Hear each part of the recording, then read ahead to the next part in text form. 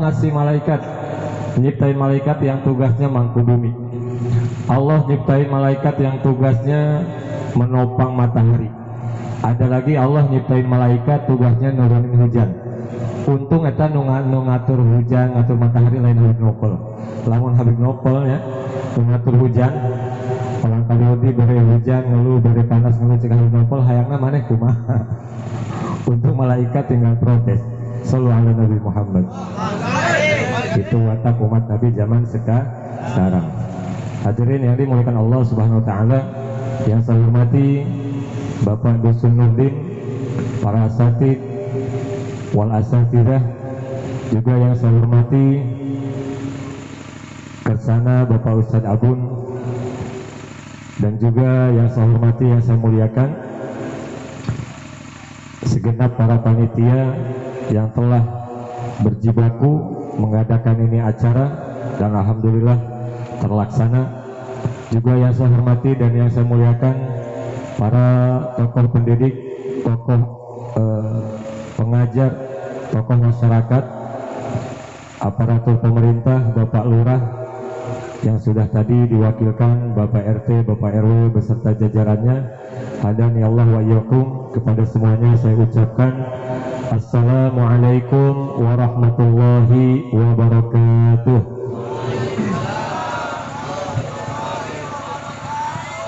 Kurang kompak, kita tambah sekali lagi. Assalamualaikum warahmatullahi wabarakatuh. Haji.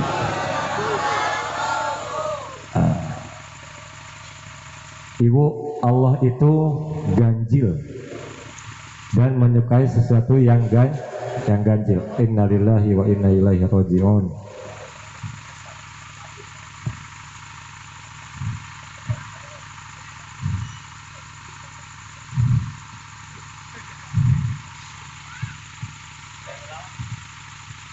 Kenapa?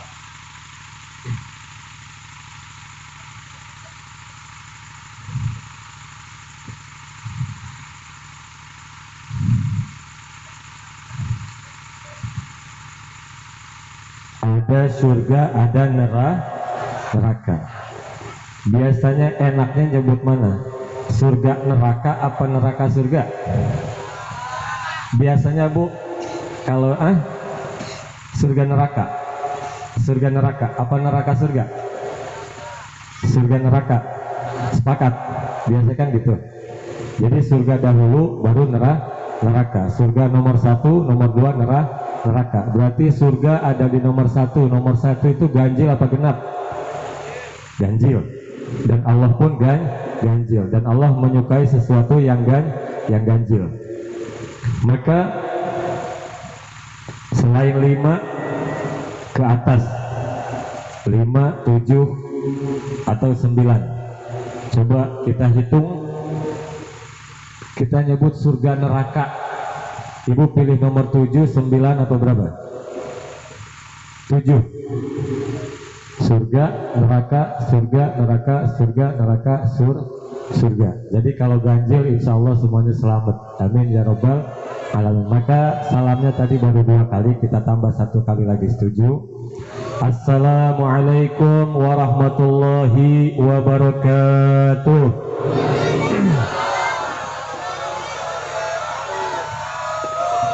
Sebelumnya saya ingin mengingatkan dan mengajak, di mana disebutkan 3 nama. 3 nama aja Bu, jangan banyak-banyak.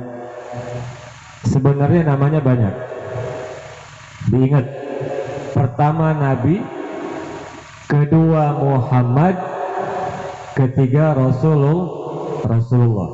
Sebenarnya nama Nabi Muhammad banyak. Yasin nama Nabi, Nur nama Nabi, Al-Mubin nama Nabi, Al-Mustafa juga nama Nabi, Al-Mukhtar dan sebagainya dan sebagainya. Tapi 3 saja. Apa tadi? Nabi, Muhammad, Rasulullah. Saya ingatkan, setiap saya mengucapkan salah satu dari 3 nama tadi, lanjutkan dengan mengucapkan sallallahu alaihi. Teruskan sedikit, sallallahu alaihi wa ala alihi. Kenapa harus diteruskan wa ala alihi? Di sholat saja wajib bersolawat kepada Nabi dan wajib bersolawat kepada keluarga Nabi. Allahumma sholli ala Sayyidina Muhammad wa ala ali Sayyidina Muhammad kama shollaita ala Sayyidina Ibrahim wa ala ali Sayyidina Ibrahim. Kalau ibu sholat cuma baca Allahumma sholli ala Sayyidina Muhammad nggak sah, tapi harus diteruskan wa ala ali Sayyidina Muhammad. Maka ketika mengucapkan sholawat juga sallallahu alaihi wa ala ali wa sahbih teruskan. Atau kalau disebutkan nama Rasul Allahumma sholli wa sallim wa barik alaihi. Contoh, coba saya tes dulu. Sallu ala Nabi.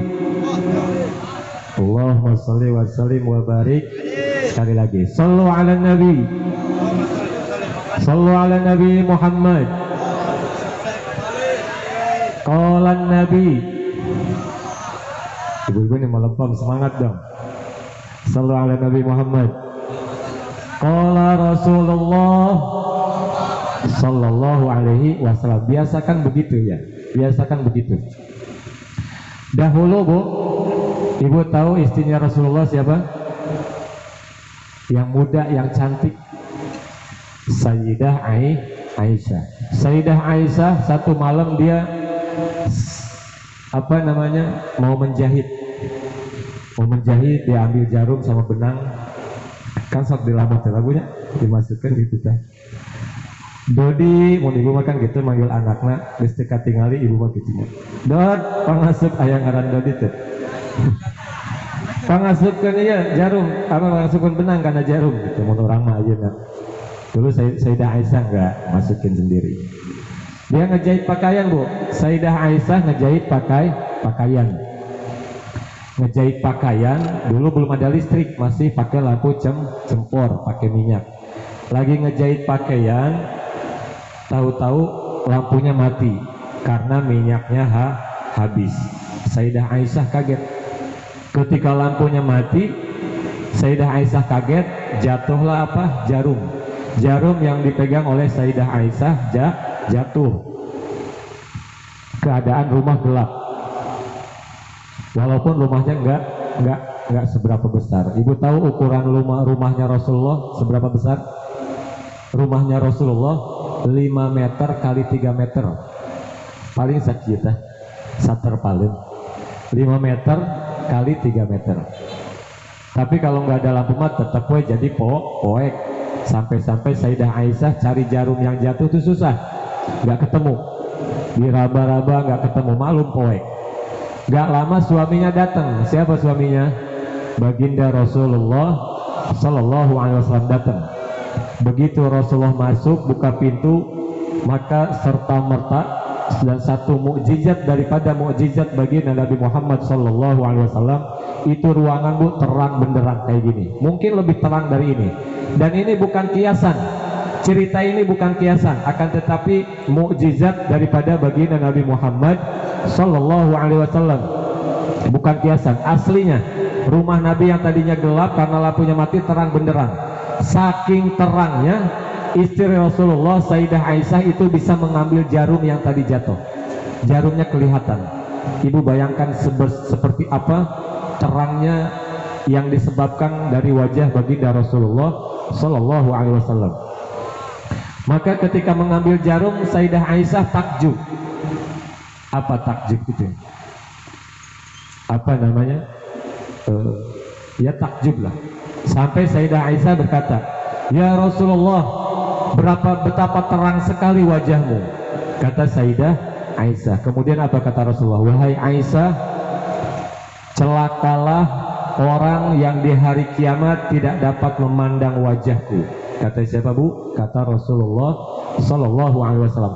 Celaka orang di hari kiamat nanti yang tidak bisa memandang wajahku. Berarti di hari kiamat orang yang bisa memandang wajah Rasulullah, dia akan mendapatkan syafaat Rasulullah. Sayyidah Aisyah heran, "Ya Rasulullah, siapa orang yang celaka di hari kiamat yang tidak dapat memandang wajahmu ya Rasulullah?" "Huwa al-bakhil," kata Nabi.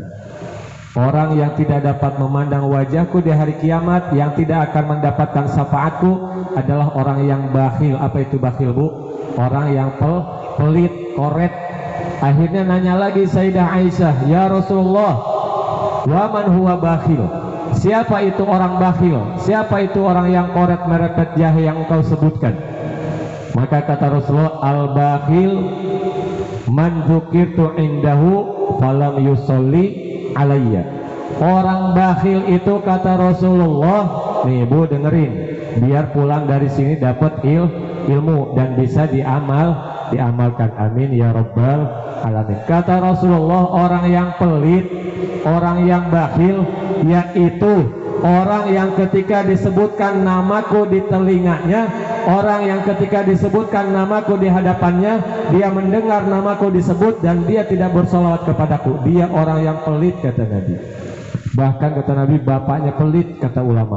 Jadi yang bapaknya super pelit ini bukan orang yang gak mau bantu tetangga, bukan orang yang gak mau sedekah, tapi orang yang gak mau bersolawat kepada Nabi Muhammad Sallallahu Alaihi Wasallam. Maka Nabi yang memberi stempel, orang yang pelit itu orang yang tidak mau membaca salawat kepadaku, dan orang yang tidak mau membaca salawat kepadaku di hari kiamat, dia tidak akan dapat memandang wajahku, berarti dia tidak akan mendapat pertolongan bagi Nabi Muhammad Sallallahu Alaihi Wasallam. Maka alhamdulillah pada malam hari ini kita dikumpulkan oleh Allah Subhanahu Wa Taala dan ditakdirkan dapat bersalawat kepada kekasihnya, yakni bagi Nabi Muhammad Sallallahu Alaihi Wasallam. Ibu, bapak, jamaah yang dimuliakan Allah Subhanahu Wa Taala, jauh sebelum ibu duduk di sini, jauh sebelum bapak di sini, jauh sebelum tukang son ngoprek mixernya di sini, bahkan sebelum dunia ini diciptakan, catatan kita duduk di sini beserta hujan turun itu sudah ada ribuan tahun sebelum dunia diciptakan. Catatannya, tulisannya di Lauhil Mahfudz sudah ada, bahwa pada hari ini jam sekian kalian akan duduk di sini, saya akan duduk di sini dan akan turun hujan. Itu ketetapannya sudah ada dulu. Terus buat apa ngeluh? Buat apa nggak nerimain ketetapan Allah? Terimakan saja ya. Sallu ala Nabi Muhammad. Dalam hadis qudsi, baginda Rasulullah Sallallahu Alaihi Wasallam bersabda bahwasanya Allah Subhanahu Wa Taala berfirman, ana inda zonni abdi bi. Kata Allah, aku menurut sangkaan hambaku. Dimana kita dikasih hujan, kita takut sakit, berarti kita seuzon sama Allah. Kita menganggap hujan ini penyakit, ya mungkin dia akan sakit. Tapi kalau kita menganggap hujan ini rahmat, maka insya Allah hujan ini akan jadi rahmat. Allah itu sesuai sangkaan hambanya. Kata Allah Subhanahu Wa Taala, aku sebagaimana prasangka hambaku. Falyazun nabi masya, kata Allah. Maka berprasangkalah kepadaku sekehendakmu. Kamu berprasangka jelek padaku, kuberikan kau kejelekan. Kamu berprasangka baik kepadaku, kuberikan kau kebaikan. Dan kita mengikuti para ulama, insya Allah. Para ulama dengan kajiannya yang sudah teruji, meyakini dan berfatwa bahwa di mana udah lama nggak pernah hujan, tahu-tahu hujan turun apalagi gede, yakin itu hujan adalah obat. Jadi yang kehujanan jangan pernah takut sakit. Insya Allah semua disehatkan oleh Allah Subhanahu Wa Taala. Amin ya robbal alamin. Jangan takut sakit, apalagi kalau hujannya gede, obat itu kata para ulama. Kalau hujan pertama kali gede, malah dianjurkan hujan-hujanan. Kalau sudah lama nggak hujan, tahu-tahu turun hujan gede, dianjurkan hujan-hujanan. Karena hujan yang pertama itu adalah obat gitu. Kalau udah kedua ketiga jangan takut sakit. Tapi insya Allah setiap hujan di kita merupakan rahmat dari Allah Subhanahu Wa Taala. Amin ya robbal alamin. Ibu itu baru muqaddimah, saya belum menyampaikan materi. Sallu ala Nabi Muhammad. Alhamdulillah, alhamdulillah qawi sultanuh alwadihi burhanuh al-mabsuti fil wujudi karamuhu wa ihsanuh. Wa subhanalladzi abraza min hadratil imtinan ma ya'jizu an wasfihi lisan wa yaharu fi ta'akkuli ma'anihi al-janan. Wa ashhadu an la ilaha illallah wahdahu la syarikalah syahadatan tu'ribu biha al-lisan amma tadammanahu al-janan min at-tasdiqi biha wal id'an. Allahumma salli wa sallim ala Sayyidina Muhammadin al-Fatih lima ughliq wal khatim lima sabaq nasiril haq bil haq wal hadi ila siratikal mustaqim sallallahu alaihi wa ala alihi wa sahbihi haqqa qadrihi wa miqdarihi al-azim. Allahumma salli ala nuril anwar wa sirril asrar wa tiryagil aghyar wa miftahi babil yasar sayyidina wa maulana Muhammad al-mukhtar wa alihi al-athhar wa ashabihi al-akhyar adada ni'amillahi wa ifdali. Wa qala Allah ta'ala fil Qur'anil azim, a'udzu billahi minasy syaithanir rajim, laqad ja'akum rasulun min anfusikum azizun 'alaihi ma 'anittum harisun 'alaikum bil mu'minina raufur rahim. Wa qala aidan innallaha wa malaikatahu yusalluna 'alan nabi ya ayyuhalladzina amanu sallu 'alaihi wa sallimu taslima. Allahumma salli ala Sayyidina Muhammad wa ala ali Sayyidina Muhammad.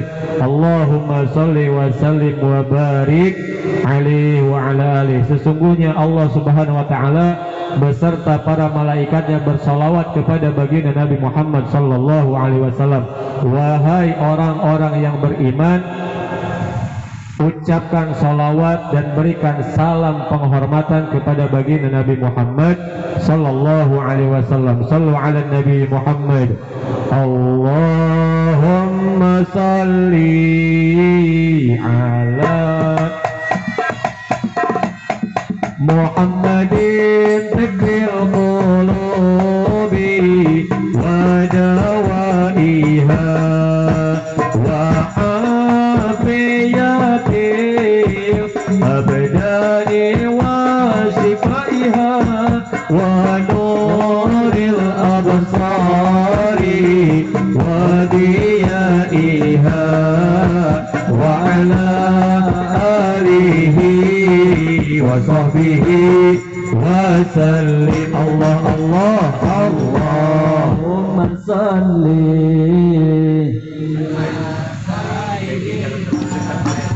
Muhammadin tibbil qulubi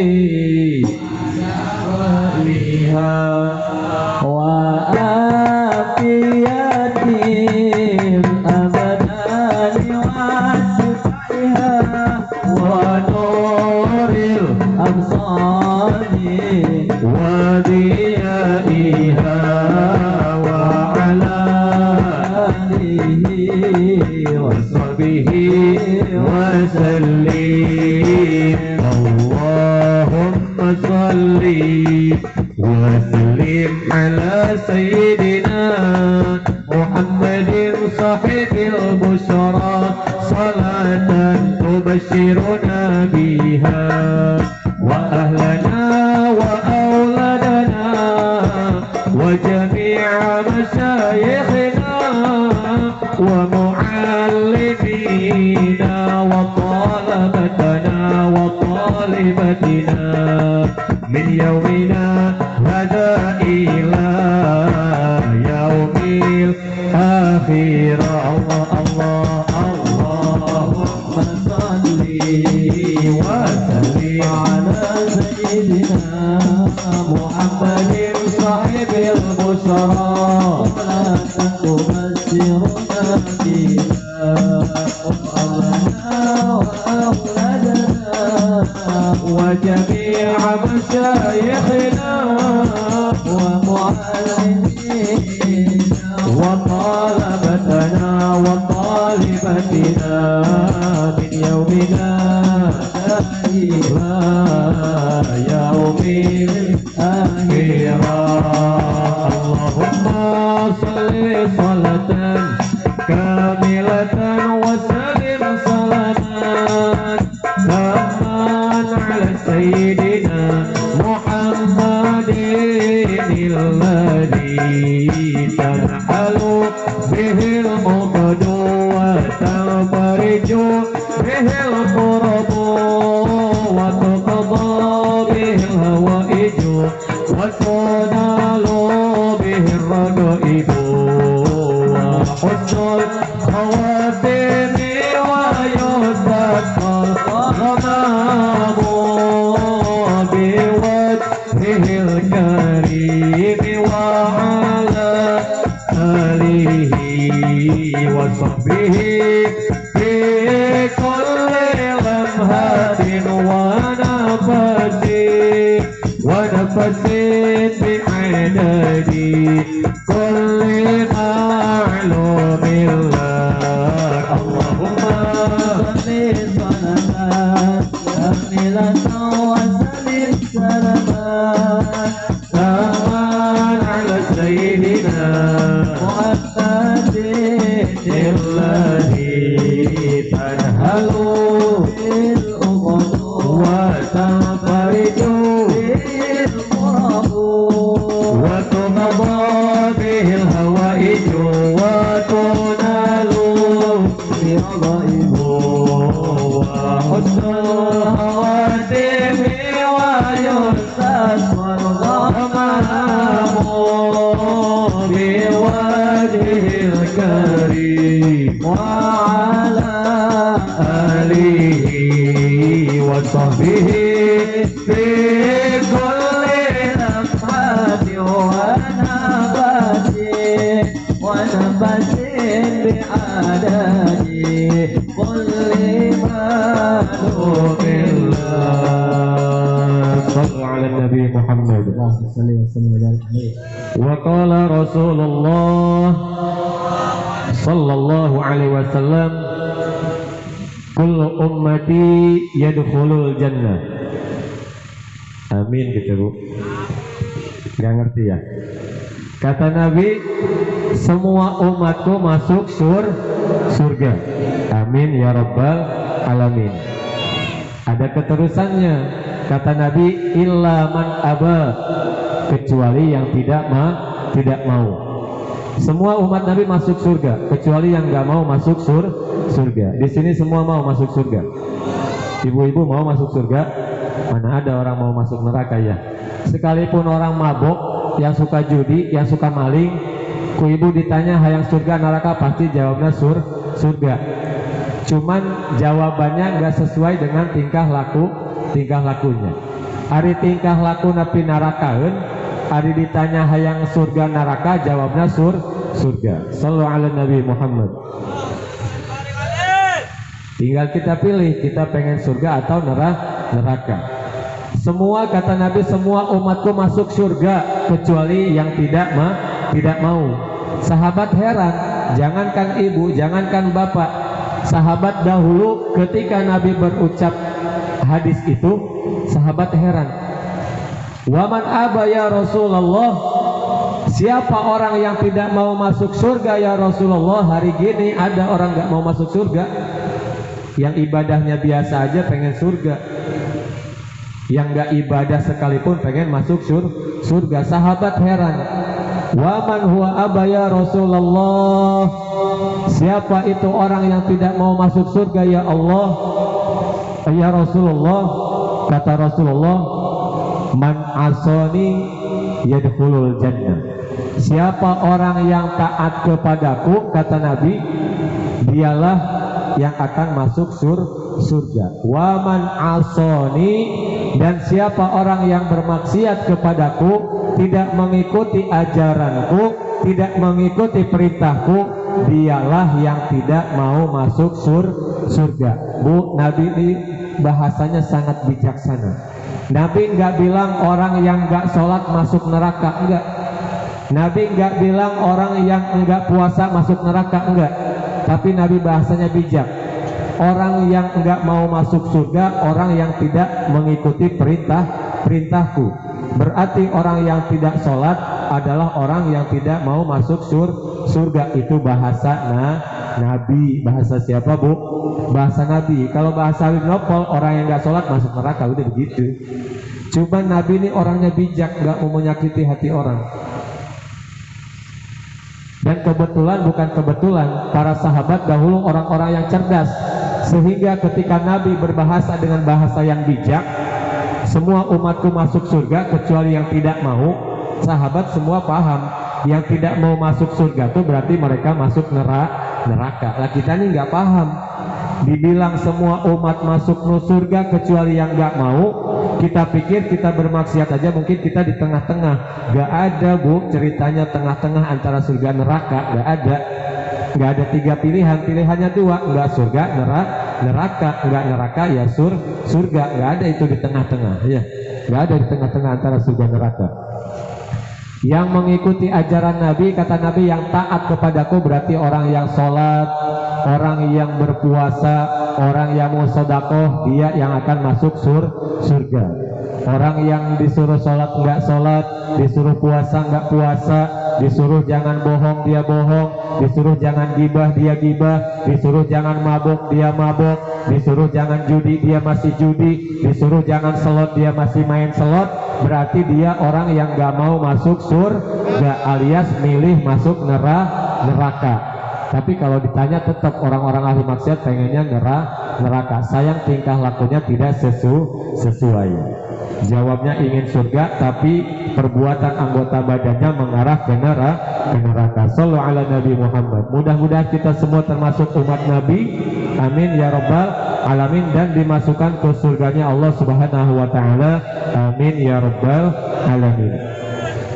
Hadirin yang dimuliakan Allah Subhanahu wa taala, pada malam hari ini panitia mengadakan acara Maulid dan kita semua menghadiri ini acara tiada lain niat kita sejak bersyukur kepada baginda Nabi Muhammad sallallahu alaihi wasallam atas apa yang dilakukannya, atas segala jasanya, berkah jasa beliau sallallahu alaihi wasallam menyebarkan Islam, berjuang, berperang, berkorban, segala hal materi, fisik dan sebagainya beliau korbankan demi sampainya ajaran Islam kepada kita. Dan alhamdulillah sekarang kita memeluk agama Islam, dan mudah-mudahan sampai meninggal kita terus membawa agama kita dalam keadaan beragama Islam dan dalam keadaan membawa iman. Amin ya rabbal alamin. Dalam berarti kita meninggal dalam keadaan husnul khotimah.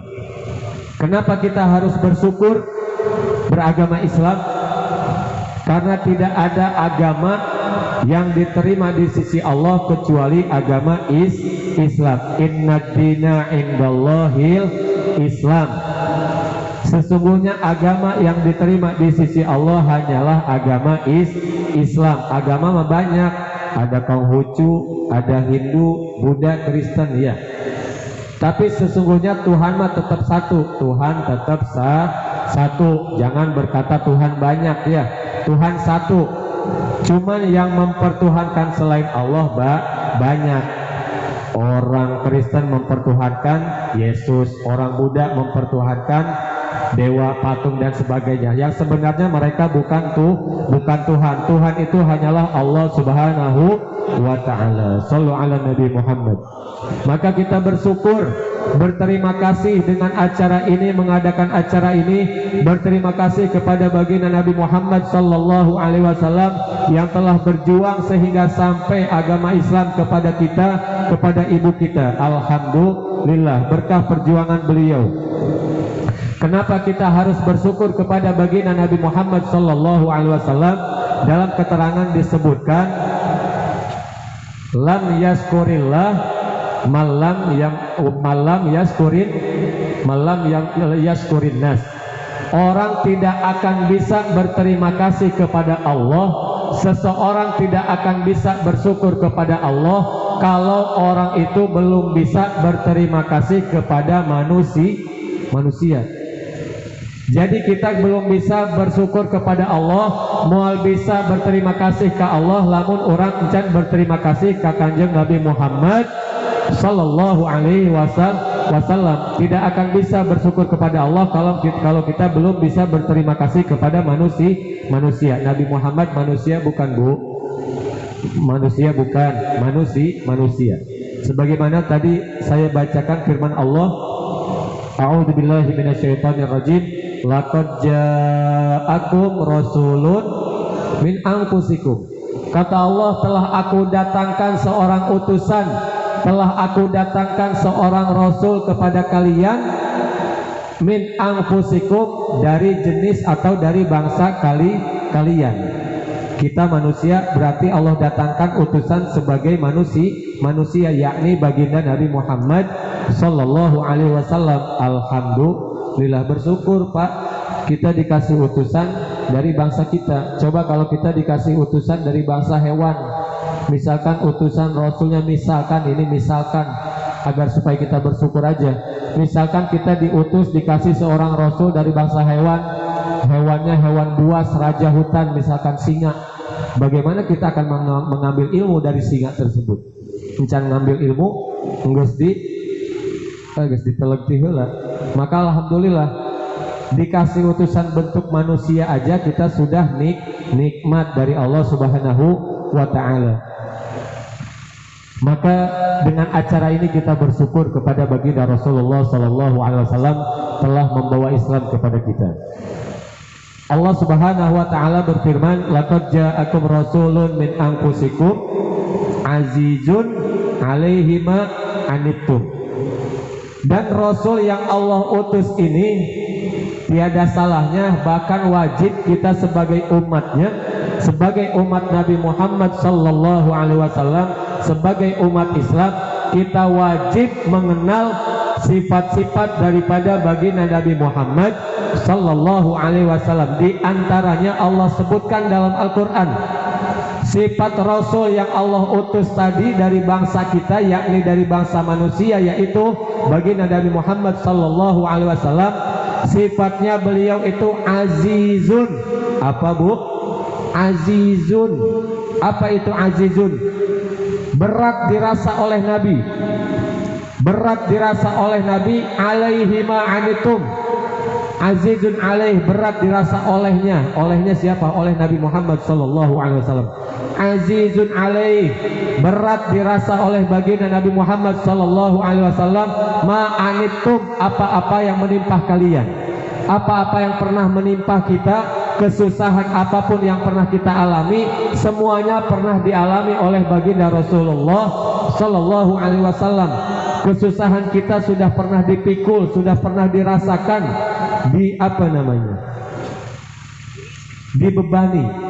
Nabi merasakan semua kesusahan kita. Contoh, Habib, hidup saya susah, hidup saya dalam keadaan miskin, gak punya kendaraan, rumahnya kecil, suami gak kerja. Itu sudah dirasakan oleh Nabi kita Muhammad sallallahu alaihi wasallam. Bahkan Nabi pun hidup dalam keadaan miskin. Tadi saya sebutkan rumah Nabi kita, Bu, semiskin-miskinnya kita, rumah kita masih gede, betul. Tanah kita masih luas, betul. Paling rumahnya enggak tembok lah, tembok setengah. Miskin-miskinnya kita tiap hari masih bisa makan 1 kali, betul. Miskin-miskinnya kita sehari sekali kita masih bisa makan.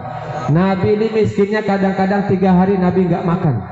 Kadang-kadang 3 hari Nabi enggak makan, sampai Nabi mengganjal perutnya dengan batu, dililit dengan sorbannya. Maka ketika sholat ketahuan Mas Sayyidina Umar, ketika ruku, ketika sujud, bunyi kretek-kretek di perutnya. Ditanya oleh Sayyidina Umar, ya Rasulullah, suara apa itu ya Rasulullah? Wahai Umar, ini suara batu di perutku, sesungguhnya aku 3 hari belum makan. Miskin siapa kita sama Rasulullah sallallahu alaihi Nabi Muhammad. Tapi insya Allah jangan dikeluhkan biarpun miskin. Mungkin sudah takdirnya, sudah catatan Allah kita hidupnya seperti ini ya. Toh kalau orang miskin dihisabnya sedikit, Bu. Bahkan Rasulullah pernah berdoa. Ibu mau tahu doanya Rasulullah? Mau diikutin? Mau diamalkan? Yakin? Janji?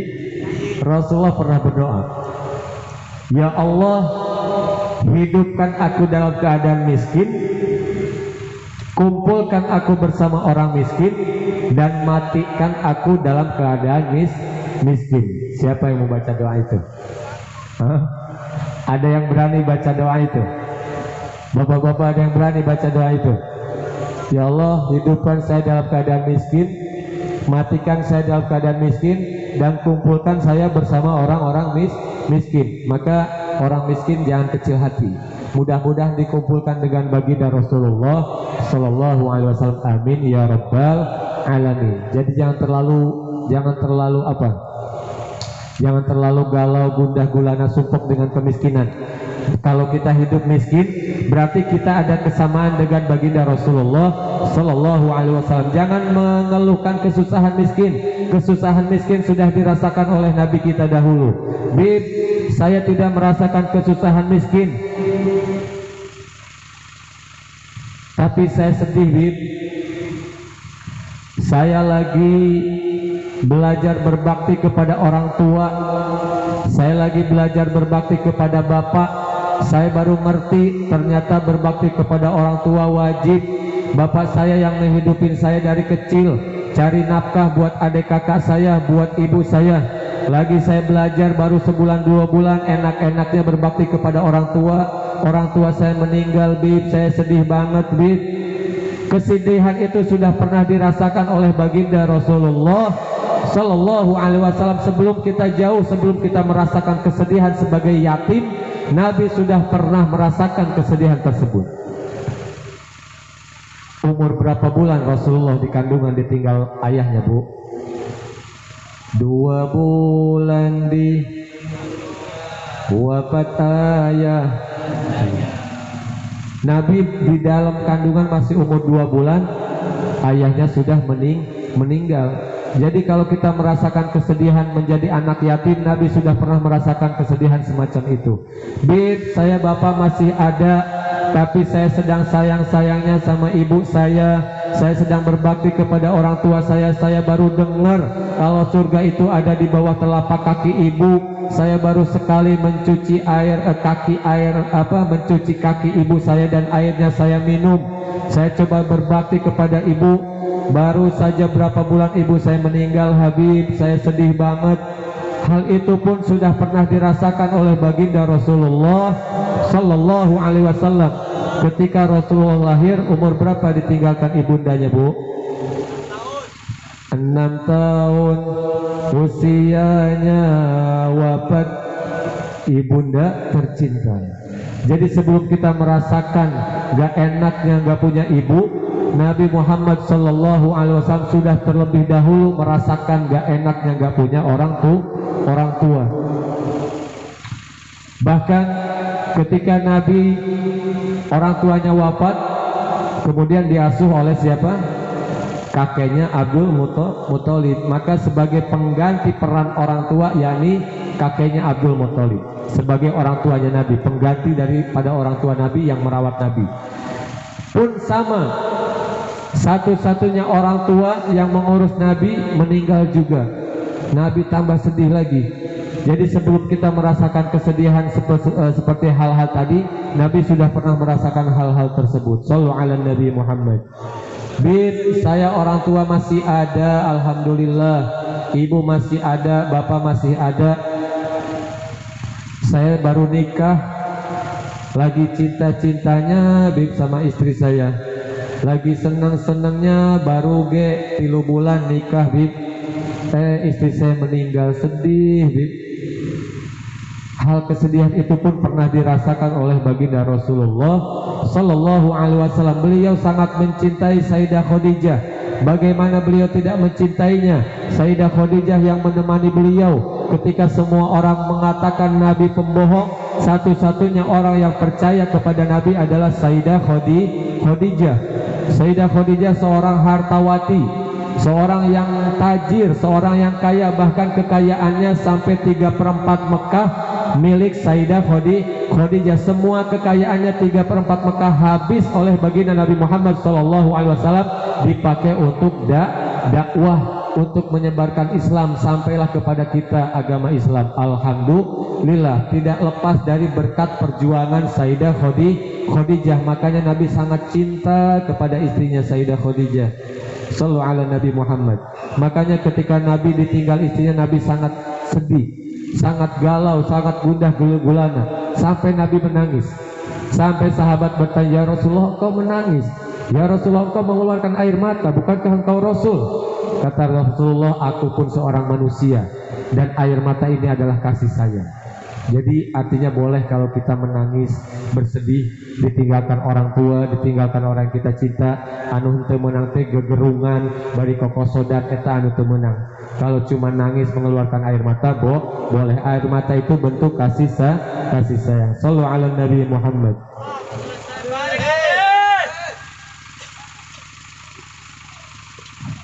Itulah kesedihan bagi Nabi Muhammad sallallahu alaihi wasallam. Jadi apapun kesusahannya semuanya pernah dirasakan oleh baginda Nabi Muhammad sallallahu alaihi wasallam. Apapun azizun alaihi ma anitum, semua kesusahan yang kita rasakan pernah dirasakan oleh baginda Nabi Muhammad sallallahu alaihi wasallam, daripada meninggal ayahnya, meninggal ibunya, meninggal istrinya, meninggal kakeknya dan sebagainya. Sallu ala Nabi Muhammad.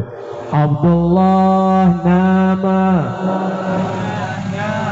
Aminah danya Abdul Muttalib Abu Talib pamannya Khadijah istri setia Fatimah putri tercinta semua bernasab mulia dari Quraisy ternama. Inilah kisah sang Rasul yang penuh suka duka. Inilah kisah sang Rasul yang penuh suka duka, yang penuh suka duka, oh penuh suka duka. 2 bulan di wafat ayahandanya, tahun gajah dilahirkan yatim dengan kakeknya.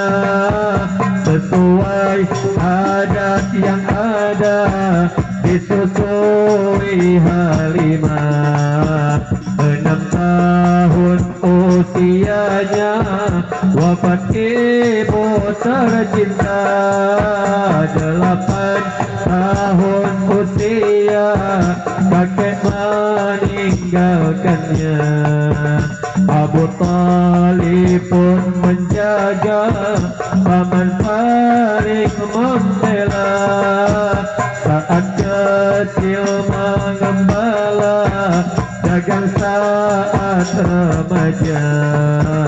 Umur 25 memperistri Khadijah. Inilah kisah sang Rasul yang penuh suka duka. Inilah kisah sang Rasul yang penuh suka duka, yang penuh suka duka, oh penuh suka duka. Rahatil atiyah bilayalil maulidi wa barik nur yabdu min ma'ani ahmadi wa barik nur bilayalil maulidi wa barik nur yabdu min ma'ani ahmadi bilayalil maulidi bilayalil maulidi. Sallu ala Nabi Muhammad. Itu sedikit tentang keadaan sifat Rasulullah sallallahu alaihi wasallam. Azizun alaihi ma anitum, berat dirasa oleh Nabi apa-apa kesusahan penderitaan yang menimpa kepada kita. Penderitaan apapun, kesusahan apapun yang pernah menimpa kita dirasakan oleh baginda Nabi Muhammad sallallahu alaihi wasallam. Habib, saya masih lengkap alhamdulillah. Bapak masih ada, ibu masih ada, istri masih ada. Tapi Bib, istri saya galak Bib. Saya tiap hari dimarahin, diomelin. Saya tuh susah Bib sama istri saya tuh, dimarahin mulu. Apa Rasulullah pernah begitu Bib? Merasakan gak Bib Rasulullah kesusahan saya diomelin wae ku pamajikan? Suatu hari Rasulullah Satu hari Rasulullah Sallallahu Alaihi Wasallam kedatangan sahabatnya, yang mana sahabatnya ini juga sebagai mertuanya. Siapa? Sayyidina Abu Bakar.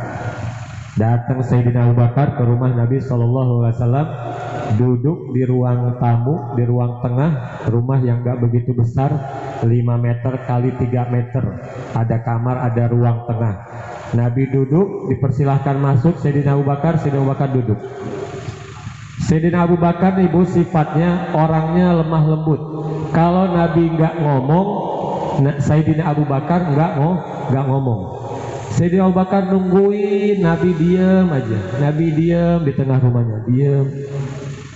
Ini mertuanya Sayyidina Abu Bakar, diam juga. Mau ngomong nggak berani. Sayyidina Abu Bakar sifatnya begitu. Pokoknya dia merasakan apa yang Nabi rasakan. Bahkan ketika di peperangan semua tentara kehausan, termasuk baginda Nabi Muhammad SAW. Nabi kehausan, sahabat kehausan. Sayyidina Abu Bakar saking cintanya kepada Nabi, lihat Nabi yang minum, Sayyidina Abu Bakar hilang hausnya. Saking cintanya kepada Nabi SAW dan saking lemah lembutnya. Sayyidina Abu Bakar terkenal dengan lemah lembutnya. Maka ketika datang ke rumah Nabi, Nabinya diam aja, gak mau ngomong. Sepatah kata pun Nabi gak ngomong. Nabi diam, Sayyidina Abu Bakar diam, tungguin 1 jam sampai 2 jam, gak ada yang ngomong. Orang dua gak ada yang ngomong, diam-diaman semuanya. Gak lama datang siapa? Sayyidina Umar. Assalamualaikum. Waalaikumsalam. Dipersilahkan masuk. Masuk wahai Umar. Sayyidina Umar masuk, duduk bertiga. Sayyidina Umar yang merupakan juga mertua daripada Rasulullah Sallallahu Alaihi Wasallam. Rasulullah nikah dengan anaknya Sayyidina Abu Bakar, yakni Siti Aisyah, dan Rasulullah nikah juga dengan anaknya Sayyidina Umar, yakni Sayyidah Hafsah. Siapa bu? Sayyidah Hafsah. Jadi dua-duanya ini mertuanya Nabi, sekaligus sahabat Nabi Sallallahu Alaihi Wasallam. Duduklah bertiga, Nabi dengan 2 sahabat. Satu sahabat lemah lembut, Sayyidina Abu Bakar. Satu sahabat Sayyidina Umar, orang yang terkenal dengan keras. Bahkan setan pun takut sama Sayyidina Umar. Sayyidina Umar beda sifatnya dengan Sayyidina Abu Bakar. Sejam masih ditungguin sama Sayyidina Umar. Diam, orang tiga-tiganya diam. Rasulullah diam, Sayyidina Abu Bakar diam, Sayyidina Umar diam. Tapi Sayyidina Umar ini nggak tahan. Kalau Sayyidina Abu Bakar 2 jam diam-diaman tahan, Sayyidina Abu Bakar nggak tahan. Akhirnya ditanya, akhirnya memecahkan keheningan. Sayyidina Umar bilang, ya Rasulullah, kenapa engkau diam? Dari tadi aku tungguin. Sesungguhnya aku kesini mau mengadu, mau curhat tentang istrinya yang galak. Sayyidina Umar mau curhat kepada Rasulullah kalau dia selalu diomelin sama istrinya. Saya mau curhat ya Rasulullah, saya mau ngadu ya Rasulullah, kenapa engkau diam mulu? Kata Sayyidina Umar. Akhirnya kata Rasulullah apa? Wahai Umar, orang kata dicicing gara-gara anak maneh duaan, kata Nabi Sallallahu Alaihi Nabi Muhammad. Nabi juga sama, gara-gara istrinya, yakni Sayyidah Hafsah, anak daripada Sayyidina Umar, juga Siti Aisyah, anak dari Sayyidina Abu Bakar. Ketika mereka sedang marah, Nabi diem. Sama-sama Nabi pun pernah dimarahin oleh istrinya. Jadi kalau ada orang mengeluh, bib istri saya galak, kesusahan punya istri galak sudah pernah dirasakan oleh baginda Rasulullah Sallallahu Alaihi Wasallam. Bahkan sakitnya sakaratul maut, ketika dicabut nyawa, insya Allah orang itu kalau dicabut nyawa, bu, ada tahapan-tahapannya. Pertama, dicabut nyawa sampai lutut. Ketiga, dicabut nyawa sampai udel. Kedua, cabutan ketiga nyampe kerongkongan. Sudah ketiga langsung dicabut. Itu setiap cabutannya bu, sakitnya bagaikan dicincang, bagaikan irisan 300 pedang, bagaikan dicincang 3 kali motong oleh 300 kali motong. Ibu bayangkan 300 kali dicacang ku pedang, nyeri nak kos kumaha. Itu sakitnya sakaratul maut. Sekali nyabut sakitnya seperti itu, makanya nyabutnya 3 kali.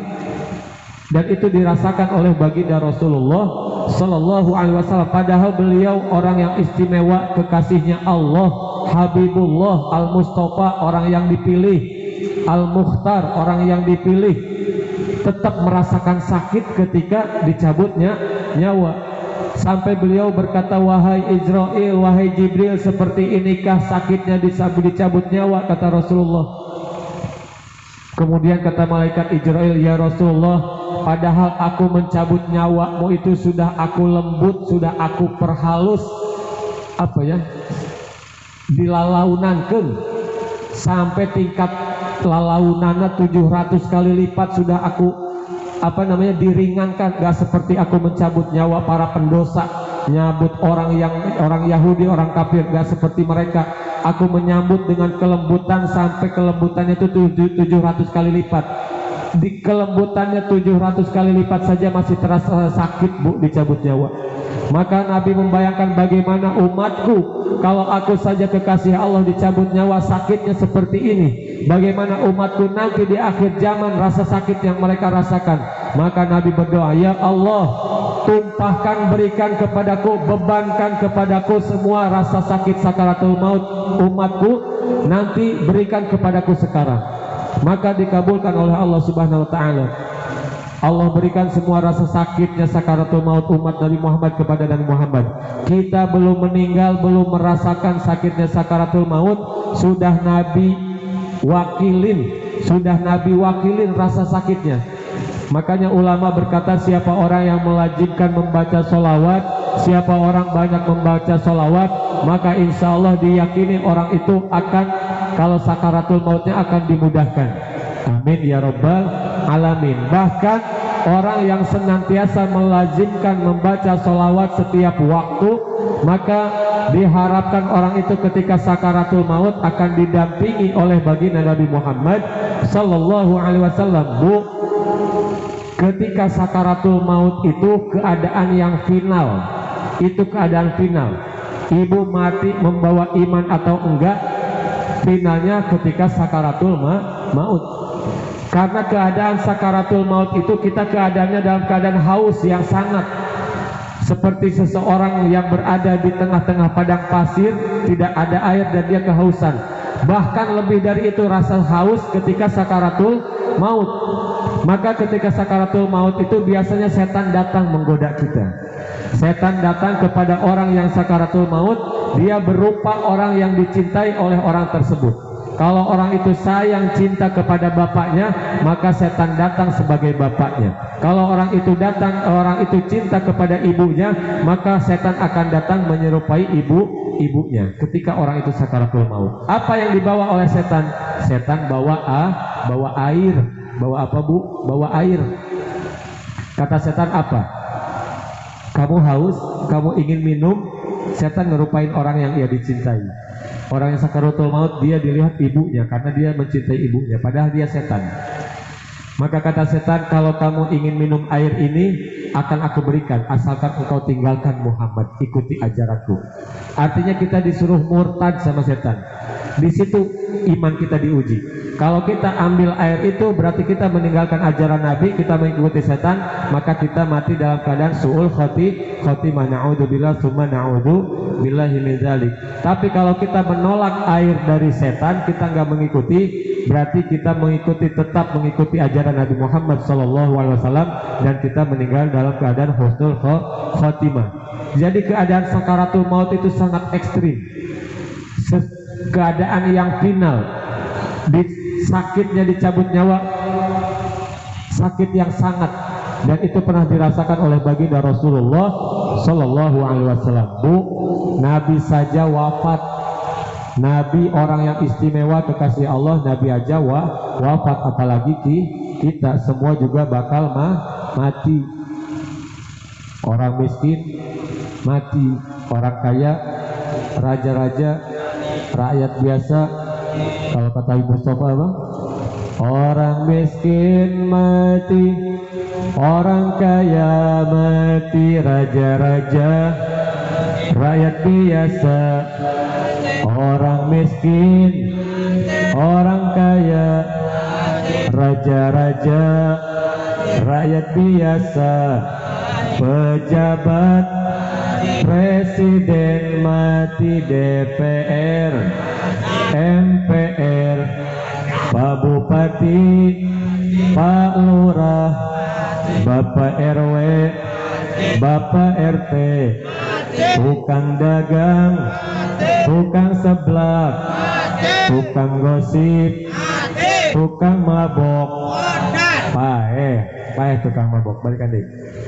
Tukang mabok, tukang judi, tukang ribut, tukang maling, tukang judi, tukang selot, tukang togel, tukang solawat. Saya bilang pae. Tukang solawat wafat. Sallallahu ala Nabi Muhammad. Para pendosa, ayo, balikan deh. Para pendosa, para pezina, para penjudi, para habaib. Oh, pae deh wae. Sallallahu ala Nabi Muhammad. Anu kolot tong jongjon teuing nya, anu geus kolot semua bakal mati. Geura ibadah nu geus garolot, nu geus 3 sajengkal umurna, anu geus maghrib, anu geus deukeut ka maghrib kedeung deui isya wassalam tong kajonjonan kolot. Geura habiskeun waktuna pake ngaji. Sallallahu ala Nabi Muhammad. Anu ngora tong kajonjonan ku maksiat, kadang-kadang syarat mati enggak mesti tua, kadang-kadang yang tua pun ada yang mati gara-gara mumpung masih ngora ngaji entong loba maksiat. Sallallahu ala Nabi Muhammad. Dirasakan Bu, sifat Nabi kita itu merasakan kesusahan yang kita rasakan.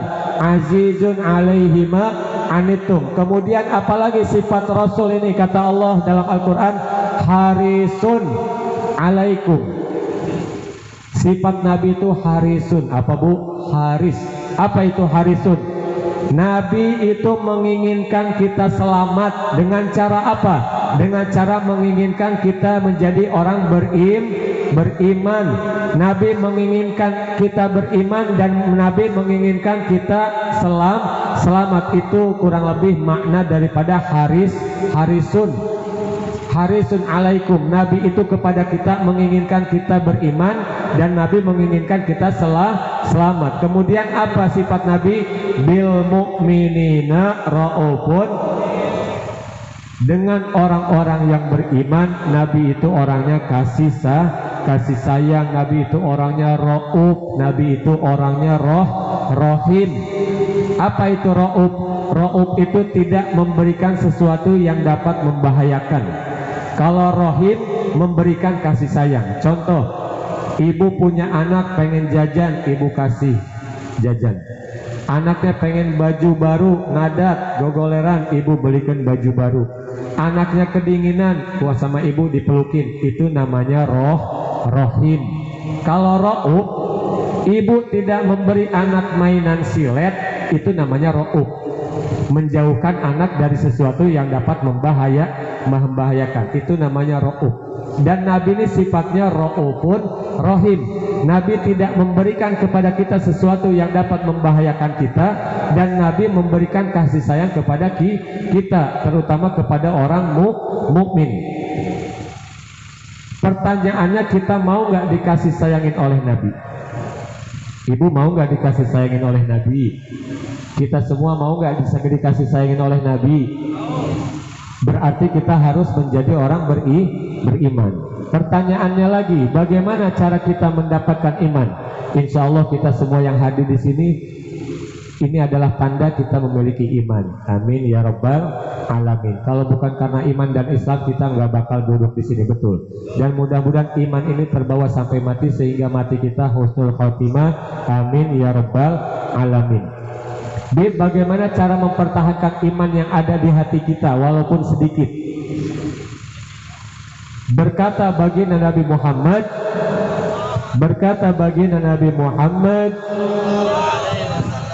man kana yu'minu billahi wal yaumil akhir falyakul khairan aw liyasmut. Siapa orang yang mengaku percaya atau beriman kepada Allah dan dia ngaku percaya beriman adanya hari akhir, maka hendaknya dia berbicara yang baik, kata Nabi. Auliyasmut, kalau nggak bisa bicara yang baik, maka pilihan yang kedua adalah diam. Kalau nggak diam, mau bicara yang baik. Kalau nggak bisa bicara baik, maka diam. Itu salah satu untuk mempertahankan keimanan yang ada di hati kita. Maka jangan pernah kita berbohong, ya Bu. Jangan pernah kita gibah ngomongin orang. Jangan kita pernah menggunjing orang. Jangan pernah kita menyakiti hati orang. Maka insya Allah iman kita akan terjaga. Di mana kita berbohong, kita menggunjing orang, bergibah, memfitnah orang dan sebagainya, maka iman kita akan luntur. Dan selain luntur, mulut kita jadi kotor. Jadi apa Bu? Kotor. Kotornya mulut kita itu bukan hanya